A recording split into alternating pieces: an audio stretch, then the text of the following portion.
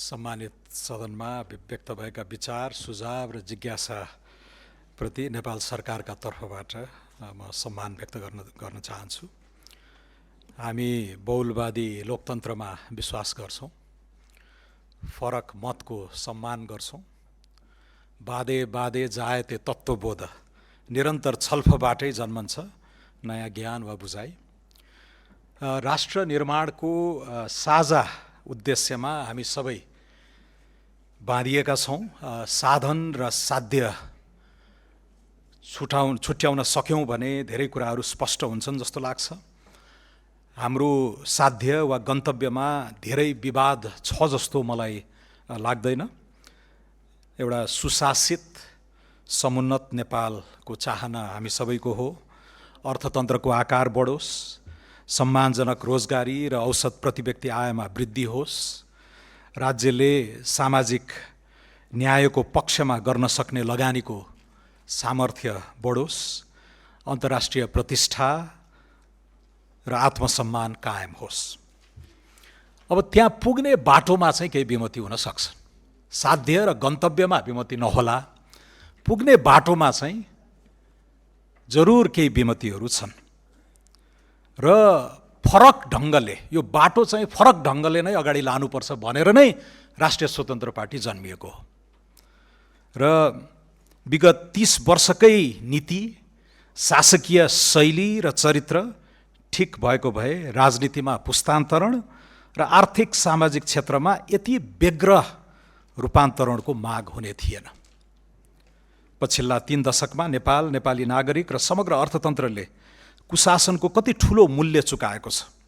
सुस्त निर्णय प्रक्रिया, मिलोमतो, नीतिगत अन्यल, बिचौलिया तन्त्र र संस्थागत दोहनका कारण मुलुकले गुमाएको आर्थिक अवसर, रोजगारी र सम्भावित आर्थिक वृद्धि, मैले यसलाई मिसिङ जीडीपी भन्ने गरेको छु, त्यो मूल्य अकल्पनीय छ। त्यसैले नै हामीले सुशासनको लाभांश, थिति बसाउने सङ्कल्प जस्ता अवधारणाहरूलाई अगाडि सारेका हौँ। अब पुरानै शब्दजाल, आफूले बोल्दै लेख्दै घोक्दै आएका दस्तावेजकै खोजी गर्न उद्यत माननीयज्यूहरूलाई मेरो विनम्र आग्रह छ, elections have consequences, historic elections have profound consequences. यति कुरा चाहिँ मनन गरिदिनु पर्ला। गत भाद्र 23 र 24 को विस्फोट अनि फागुन 21 को आम निर्वाचनपछि मुलुक नयाँ बाटोमा लागेको छ। जनताबाट अनुमोदित भाषा, शैली, दर्शन, सार यहाँ जे प्रस्तुत गरिएको हो त्यो नै हो। किनकि हामीले निर्वाचन लड्नुभन्दा अगाडि रूपान्तरणका 100 आधारहरू भनेर वाचापत्रमा उल्लेख गरेका थियौँ। त्यसैलाई नै जनताले अनुमोदित गरेको भन्ने कुरालाई मान्ने हो भने त्यसैमा टेकेर आएका, लगत्तै आएका 100 वटा शासकीय सुधारको मार्गचित्र, हाम्रो नीति तथा कार्यक्रम र अहिले बजेट अथवा विनियोजन विधेयक, यो विनियोजन विधेयक होइन, ठुलो अन्यल पाएँ मैले, विनियोजन विधेयक यो होइन, विनियोजन विधेयकको सिद्धान्त र प्राथमिकता हो, त्यो अन्यल चाहिँ नरहोस्। त्यति मात्रै अन्यल नरहँदा पनि धेरै कुराहरू छर्लङ्ग हुन्छ भन्ने मलाई लाग्दछ। अब आफ्नै भाषा, आफ्नै दस्तावेज अनुमोदित गराउनलाई अर्को चुनाव चाहिँ कोर्नु पर्ला। तर यति भन्दै गर्दा पनि संविधान प्रतिको हाम्रो वफादारी, हाम्रो प्रतिबद्धता बारे एउटा आधारहीन संशय छरिएको पनि म पाउँछु। संविधानमा मन नपरेका प्रावधानहरूलाई फेर्न परे पनि यही संविधानकै धारा 274 र धारा 275 टेकेर मात्रै गर्छौँ भन्ने कुरा फेरि हामीले वाचापत्रमा उल्लेख गरेका छौँ। त्यसैले संविधानप्रति हाम्रो प्रतिबद्धता छ र यो संविधान स्वीकार्नुमा प्रमुख कारण पनि त्यही हो। यहाँ मन नपरेका कुराहरू जे संशोधनीय छन् ती विषयहरूलाई पनि यही संविधानकै वैध धाराहरू टेकेर नै गर्न सकिन्छ भनेर नै यसको सौन्दर्य अतिरिक्त रूपमा प्रगाढ बनेको भन्ने कुरा म यहाँ सम्मानित सदनमा राख्न चाहन्छु। समता उन्मुख समाज निर्माणप्रति हामी कटिबद्ध छौँ।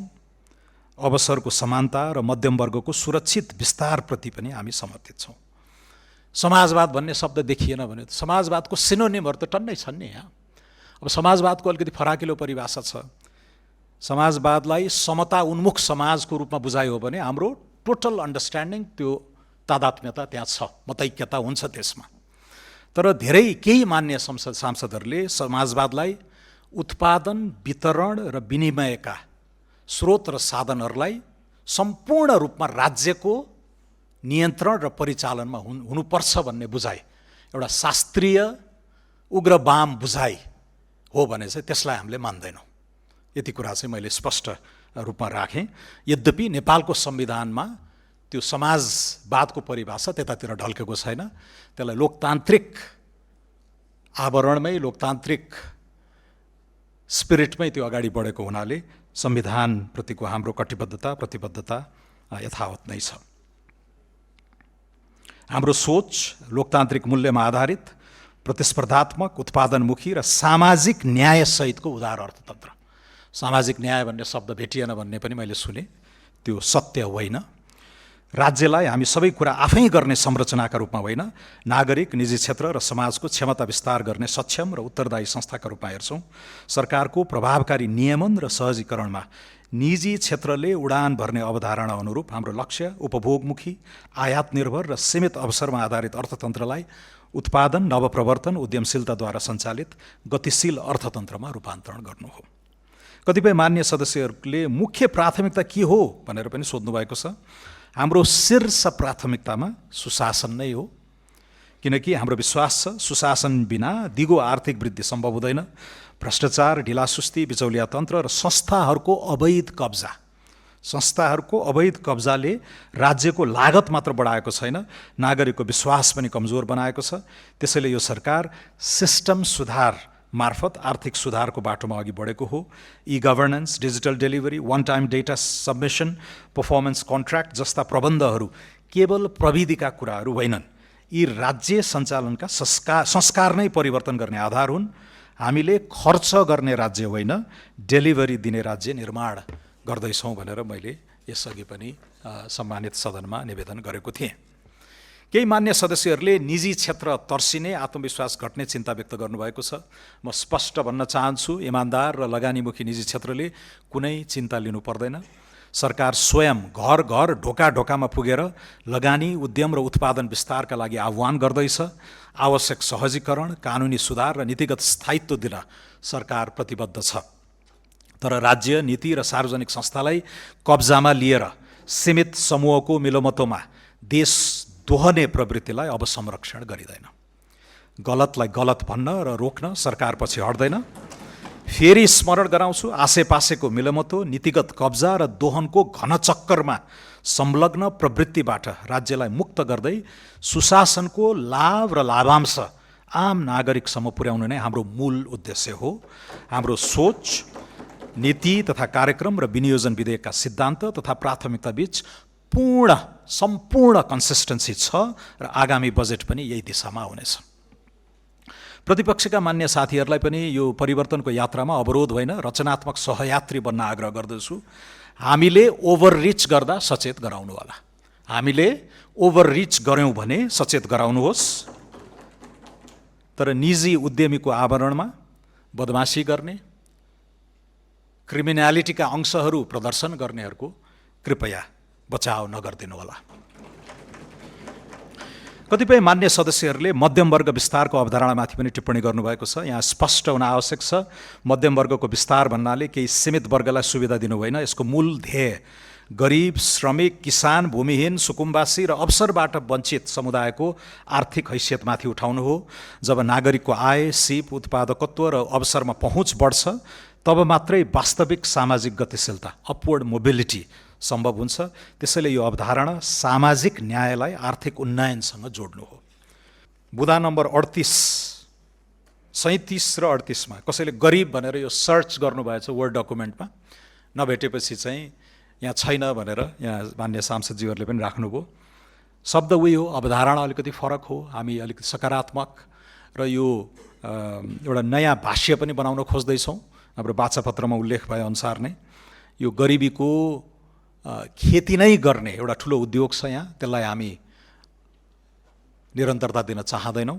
तर संरचनात्मक असमानता, स्ट्रक्चरल इनइक्विटी, बहिष्करण, एक्सक्लुजन र अवसरको असन्तुलन इम्ब्यालेन्स्ड अपर्च्युनिटिजहरूको न्यूनीकरण राज्यको प्रमुख दायित्व हो भनेर स्वीकार गरिएको छ।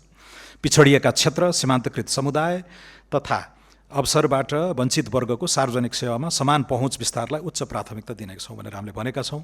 संरचनात्मक विभेद हाम्रो प्रियाम्बलमै छ, पार्टीको प्रस्तावनामै छ, वाचापत्रमा पटक पटक उल्लेख गरेका छौँ, नीति विचारमा पनि लेखेका छौँ, अहिले पनि उल्लेख गरेका छौँ। संरचनात्मक विभेदको अन्त्य गर्दै यो स्वीकारेका छौँ र यसलाई अवसरहरूको समान वितरण, उपयोग, पहुँचबाट नै निराकरण गर्ने हो भन्ने सैद्धान्तिक धरातललाई हामीले कन्सिस्टेन्टली अगाडि बढाएका छौँ।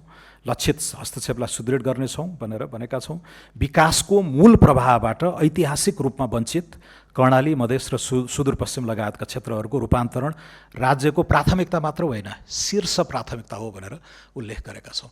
त्यसैले यो एकाङ्गी ढङ्गले मात्र यहाँहरूले पढिदिनु भएन, यसलाई म विनम्र अनुरोध पनि गरेँ।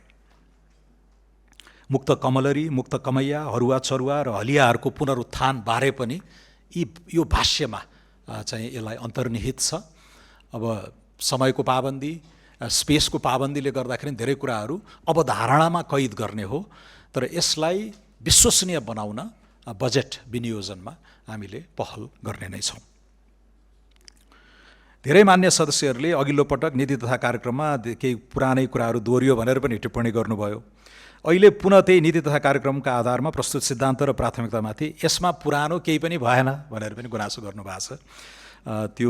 त्यसलाई म पुनः सम्मानपूर्वक दोहोऱ्याउन चाहन्छु। राज्य कुनै अस्थायी राजनीतिक संरचना होइन, यो एक अविच्छिन्न उत्तराधिकारी संस्था हो। कन्टिन्युटी हुन्छ। 1769 देखि यो राज्य चलिरहेको छ। हामी जस्ता राजनीतिक पात्रहरू आउँछौँ जान्छौँ, तर राज्य चलिरहन्छ। यो अवधारणालाई हामीले आत्मसात गऱ्यौँ भने सरकार परिवर्तन हुँदैमा संविधानका मूलमर्म, राष्ट्रिय योजना, दिगो विकास लक्ष्य लगायतका अन्य हामीभन्दा अगाडि आएका सरकारहरूले थोपरै दिएको दायित्व बोक्दा बोक्दा हामी थचक्कै बसिसक्यौँ। कुनै नयाँ स्पेस नै छैन।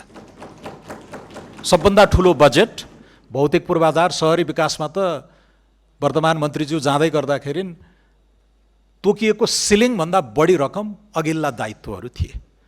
त्यसलाई हामीले खारेज गर्नेतिर, रद्द गर्नेतिर गएनौँ, बोकिदिएका छौँ, कन्टिन्युटी दिएका छौँ ती कार्यक्रमहरूलाई।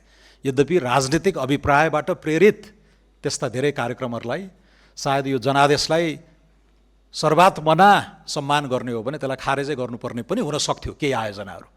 तर हामीले राज्यको यो अविच्छिन्नतालाई सम्मान गर्दै स्टेटका सोलेम कमिटमेन्टहरू हुन्छन्, त्यसलाई बोक्नुपर्छ भन्ने मान्यतामा रहेर बरु अतिरिक्त साधन स्रोत अन्य क्षेत्रमा काटेर भए पनि ती पुराना दायित्वहरूलाई अनर गरेका छौँ। त्यो लोकतान्त्रिक उदारता यहाँ मान्य सांसदज्यूहरूले एप्रिसिएट गरिदिनु हुनेछ भन्ने मैले अपेक्षा राखेको छु। मूल प्रश्न नाम होइन, दृष्टिकोण, कार्यान्वयनको शैली र अपेक्षित परिणाम हो। हामीले ती क्षेत्रलाई कुन सोचबाट हेर्छौँ, कसरी कार्यान्वयन गर्छौँ र नागरिकले कस्तो परिणाम प्राप्त गर्छन् भन्ने कुरा नै वास्तविक भिन्नता हो। त्यसैले मान्य सदस्यहरूले अलि फरक आलोकबाट विषयान्तर नगरी दस्तावेजको गहिराईमा गएर विश्लेषण गरिदिनु भयो भने सरकारलाई पनि थप सहयोग पुग्ने थियो भन्ने मलाई लाग्दछ। मान्य सदस्यहरूले नीति तथा कार्यक्रम, बजेटको सिद्धान्त र प्राथमिकता र बजेटमा हुने विनियोजनलाई छुट्याएर बोल्न नभ्याउनु भएको भन्ने कुरा पनि मलाई महसुस भएको छ। यहाँ सीमादेखि परराष्ट्रका विषयहरू, आफ्नो वडाको विकास निर्माणदेखि कर्मचारीको तलबसम्म पनि टिप्पणीहरू आए। अर्थतन्त्रको आकार करिब 66 खर्बको छ। यो आर्थिक वर्ष, अब आसन्न आर्थिक वर्ष सकिँदै गर्दा हामी त्यसलाई 74 खर्ब जति पुर्याउने लक्ष्य छ। 7400 अर्बको अर्थतन्त्रको कुरा गर्दै गर्दा अहिले बजेट गत सालको रेफरेन्स लिने हो भने करिब 1964, वास्तविक खर्च 1600 जति को सीमामा रहेर हामीले कुरा गरिरहेका हौँ। यो 1600, 1700, 1800, 1900, 2000 कति हुन्छ? फुकिएको बजेट वा यथार्थ खर्च भएको बजेट कुन आधारमा विनियोजन गर्ने भन्ने चाहिँ यो विनियोजन विधेयकको सिद्धान्त तथा प्राथमिकताको वास्तविक टर्म्स अफ रेफरेन्स हो। त्यसैले यसलाई कन्फ्लेट गर्दाखेरि यहाँ सीमा र परराष्ट्रदेखि लिएर एकदम ठुला ठुला विषयहरू पनि परे। त्यसलाई यद्यपि मैले सकारात्मक रूपमै लिएको छु। मान्य सांसदज्यूहरूले यहाँ आएर राष्ट्रकै मुद्दाहरू बोक्ने हो र त्यसलाई प्रत्यक्ष रूपमा यसले सरोकार नराखे पनि यसको परोक्ष महत्त्व चाहिँ हुन्छ भन्ने कुरामा म स्पष्ट नै छु। तर यो इम्प्लिमेन्टेसन कार्यान्वयन हुन्छ त धेरै मान्य सांसदहरूले यसलाई एप्रिसिएट पनि गर्नुभयो, स्वागत पनि गर्नुभयो। विपक्षी दलका मान्य सांसदज्यूहरूलाई एउटा सकारात्मक कोणबाट यो दस्तावेजलाई हेरिदिनु भएकोमा म सादर धन्यवाद पनि दिन चाहन्छु। तर उहाँहरूको जुन चासो छ यो कार्यान्वयन हुन्छ त, इम्प्लिमेन्टेसन हुन्छ त, दस्तावेजहरू त पहिला पनि आएका थिए भन्ने कुरालाई पनि मैले सकारात्मक रूपमा लिएको छु। एउटा सरल यथार्थ चाहिँ के हो भने कुनै पनि बजेट, नीति तथा कार्यक्रम वा विकासको मार्गचित्र पहिला स्पष्ट हुनुपर्छ, आफैमा स्पष्ट हुनुपर्छ। त्यो आफैमा इन्टरनल्ली कन्ट्राडिक्टरी भयो भने हामी कदमहरू चाल्न सक्दैनौँ। त्यसैले राम्रो कार्यान्वयनको पहिलो शर्त नै स्पष्ट सोच, स्पष्ट लेखाइ र उत्तरदायित्व हो भन्ने कुरामा म विश्वास गर्दछु। कार्यान्वयनलाई केन्द्रमै राखेर यो दस्तावेज तयार गरेका हौँ। यही कारणले यसपटकको सिद्धान्त र प्राथमिकतामा एउटा इम्प्लिमेन्टेसन आर्किटेक्चरलाई विशेष जोड दिइएको छ। नागरिकले अब भाषण होइन परिणाम खोजेका छन् भन्ने कुरा हामीलाई पूर्ण रूपमा थाहा छ। त्यसैले कानुनी सुधार, संस्थागत उत्तरदायित्व, समय सीमा, डिजिटल ट्र्याकिङ, प्रत्यक्ष अनुगमन र परिणाम मापनलाई राज्य सञ्चालनको केन्द्रमा राखिएको छ। पहिलो पटक सायद मिसन मोड भन्ने अवधारणालाई हामीले ग्रहण गरेका छौँ र यसलाई अभ्यासमा उतार्ने प्रयास पनि गरेका छौँ। विगत 50 दिनको यो सरकारको रफ्तार हेर्नुभयो भने पनि मिसन मोडकै अवधारणामा हामी अगाडि बढेका छौँ। प्रधानमन्त्रीको डेलिभरी युनिट लगायतका कन्सेप्टहरू पनि यो इम्प्लिमेन्टेसन आर्किटेक्चरको बिल्डिङ ब्लक्सहरू हुन्। यसमा अलिकति व्याख्या गर्न मैले चाहेँ। अघिल्लो संसदमा पनि मैले यो कुरा राखेको थिएँ। यो कर्मचारी तन्त्रप्रति हाम्रो ठुलो गुनासो छ, नेपालको ब्युरोक्रेसीप्रति ढिलासुस्ती, काम भएन, भनसुन, अनिर्णयको बन्दी इत्यादिबारे हामी सबैले गुनासो गरेका छौँ। तर यही कमजोर र कमसल भनिएको राज्य संयन्त्रले पनि केही कुराहरू गजबसित गर्ने गर्दछ, भव्यसित सम्पन्न गर्छ। आम चुनाव हेर्नुहोस्, गत फागुन 2082 को आम चुनाव त नेपालकै इतिहासमा फेयरेस्ट, स्वच्छ तवरले, निष्पक्ष ढङ्गले, हिंसारहित आम निर्वाचन नेपालको इतिहासमा पहिलो पटक सम्पन्न भयो। त्यो गराएको हाम्रो राज्य संयन्त्रले नै हो। एक कमजोर भनेर गाली गर्ने राज्य संयन्त्रले नै त्यो सम्पन्न गरायो। हाम्रा बालबालिकाहरूको पक्षमा गरिने मास भ्याक्सिनेसन क्याम्पेनहरू, भिटामिन ए, भिटामिन डी, खोपका विभिन्न अभियानहरू बिहान 7 बजेदेखि बेलुकी 5 बजेसम्म सम्पन्न गर्ने देशैभरि भन्यो भने त्यो गजबसित सम्पन्न भइरहेका देखिन्छन्।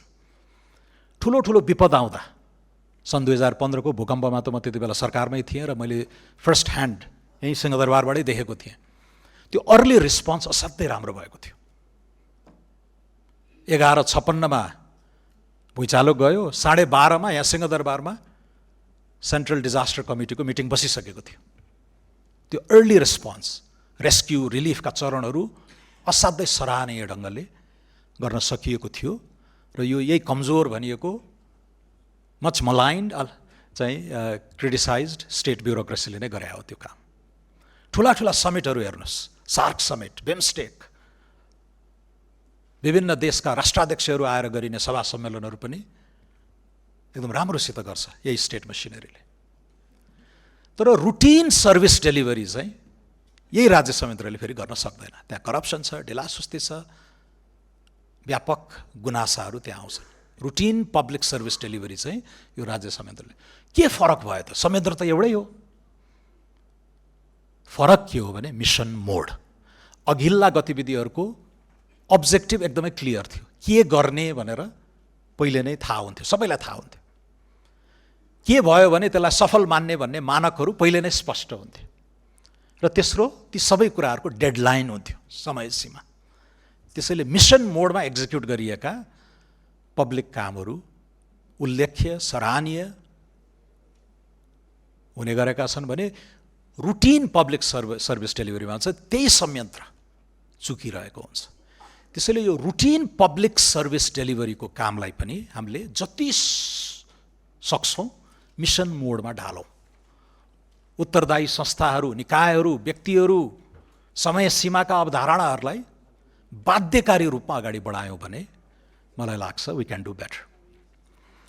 र त्यो अवधारणालाई हामीले ग्रहण गरेका छौँ।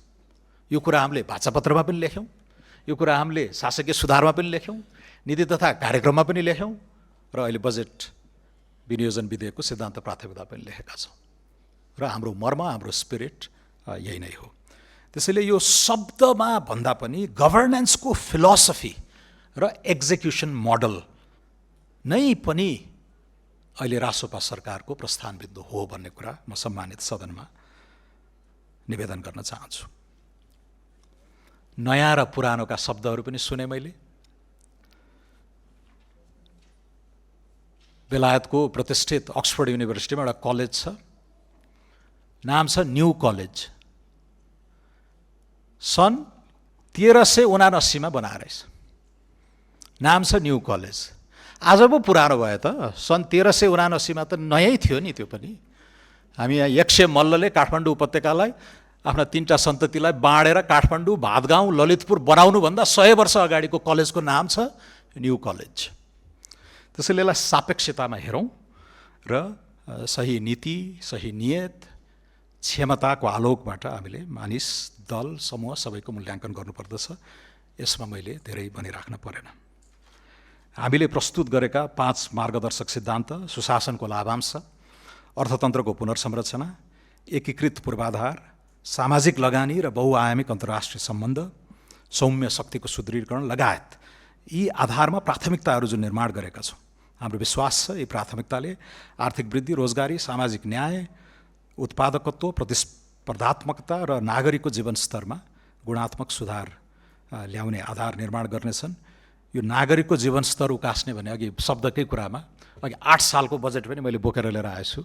श्रद्धेय सुवर्ण शमशेरले पेश गर्नुभएको 8 सालको बजेट, 75 वर्ष अगाडिको बजेटमा पनि नागरिकहरूको जीवनस्तर उकास्ने कि तरक्की गर्ने कि के भन्ने पुरानो भाषा छ 8 सालको। त्यसैले यी अवधारणाहरू शाश्वत छन्, कालजयी हुन्छन्। असाध्यै धनी समृद्ध भनिएको अमेरिकामा पनि आजको बहस शिक्षा, स्वास्थ्य, सुशासन, पूर्वाधार नै हो, तर त्यसको शैली, स्वरूप, चरित्र फेरिँदै जान्छ। सम्मान्य सभामुख महोदय, हामीले प्रस्तुत गरेको विनियोजन विधेयकका सिद्धान्त तथा प्राथमिकताले केवल सरकारको दृष्टिकोण मात्र प्रतिनिधित्व गर्दैन, यसले संविधानका निर्देशक सिद्धान्त, योजना, दिगो विकास, विभिन्न राजनीतिक दलका घोषणापत्र तथा नेपाली जनताले व्यक्त गरेका साझा आकाङ्क्षालाई समेट्ने प्रयास गरेको छ। जनतासँग गरेका प्रतिबद्धतालाई कार्यान्वयनमा रूपान्तरण गर्ने इमान्दार प्रयत्नका रूपमा यसलाई ग्रहण गरिदिन म यस सम्मानित सदन समक्ष आग्रह गर्दछु।